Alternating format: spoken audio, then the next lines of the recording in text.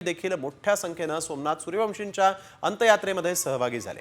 न्यायालयीन कोठडीत सोमनाथ यांचा मृत्यू झाला होता आणि त्यानंतर आपण बघतोय की मोठ्या प्रमाणात बंदचं आवाहन देखील करण्यात आलं होतं आणि आज ज्यावेळेस त्यांचं पार्थिव गावी आणण्यात आलं त्यावेळेस निघालेल्या अंत्ययात्रेमध्ये प्रकाश आंबेडकर हे देखील सहभागी झाले होते।